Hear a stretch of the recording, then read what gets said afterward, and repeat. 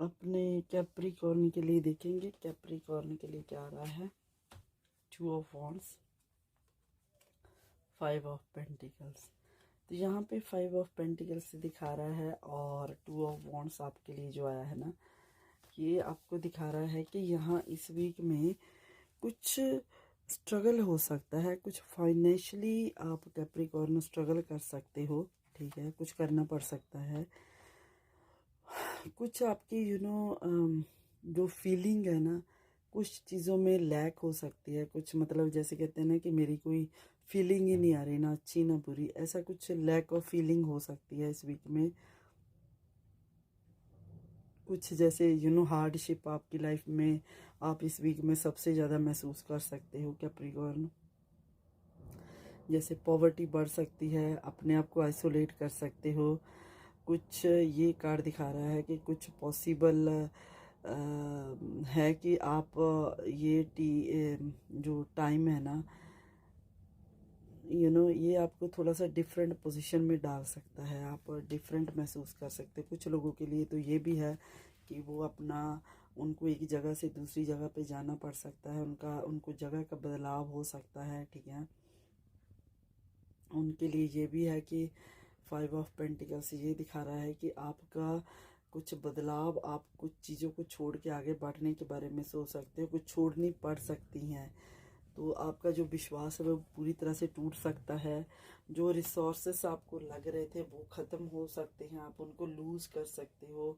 तो यहाँ पे ये कार्ड भी ये भी दिखा रहा है कि मोस्टली आपका यू हैड ए ब्रेकअप भी हो सकता है। यू हैड ब्रेकअप और यू कैन हैव ब्रेकअप। ठीक है, तो ये कार्ड दिखा रहे हैं कि आपके बीच में, आपके रिश्तों के बीच में ऐसा कुछ बड़ा भूचाल आ सकता है। ठीक है, इमोशनली फाइनेंशियली सिक्योरिटी लैक हो सकती है आपकी। ठीक है, आप फील कर सकते हो बैड।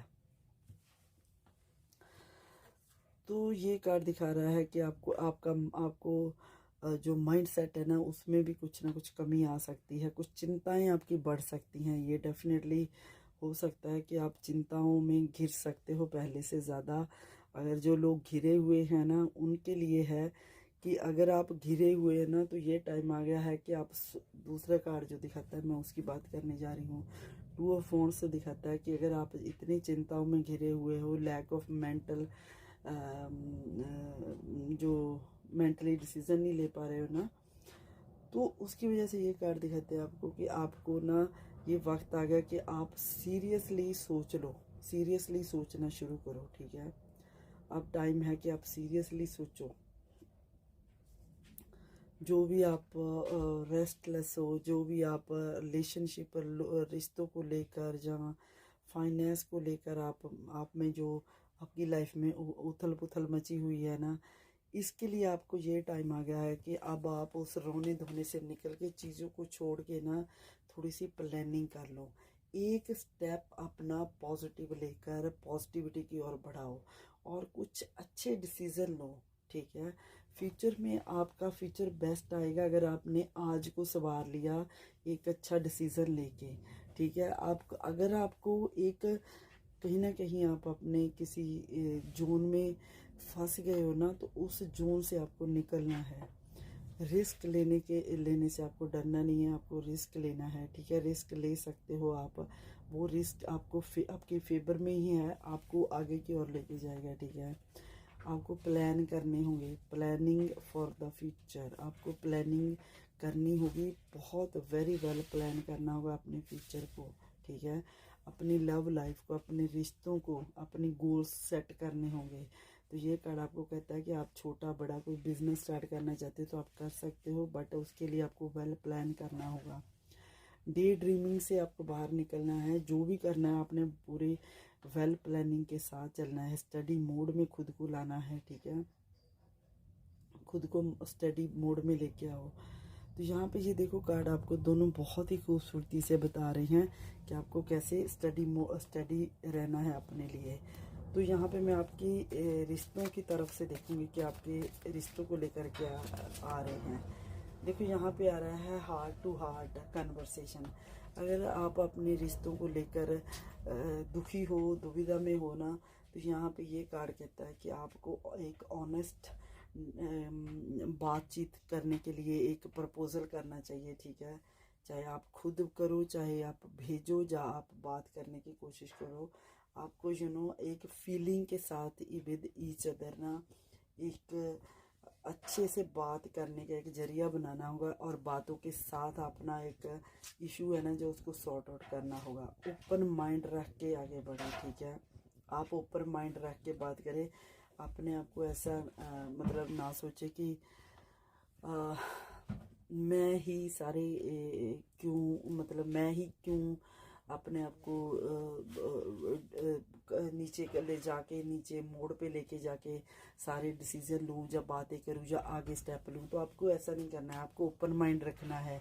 कुछ भी अच्छी बुरी बात कुछ भी हो सकती है, बट उसके लिए आपको अपना दिल और दिमाग दोनों खुले रखने होंगे, ताकि आगे चल के आप अपनी फाइनेंस पे और कैरियर को संवार सको। यही एक बेस्ट पॉसिबिलिटी है आपको अपने फाइनेंस को और कैरियर को संभालने की। अगर आप अपनी आज़ादी चाहते हो ना, तो उसके लिए बहुत ज़रूरी है कि आप एक वेल प्लानिंग करो। अगर आप आज़ादी चाहते हो, इस पॉवर्टी वाले माहौल से निकलना चाहते हो ना, तो आपको heart to heart, one to one बात करनी पड़ेगी किसी न किसी से, ठीक है। जिस रिश्ते से भी आप करना चाहते हो, जिससे भी आपको लगता है कि बेनिफिट हो सकता है, उससे कम्युनिकेट करें, कम्युनिकेशन बढ़ाएं, ओपन माइंड रख के, ओपन माइंड सेट, खुले माइंड से, ठीक है।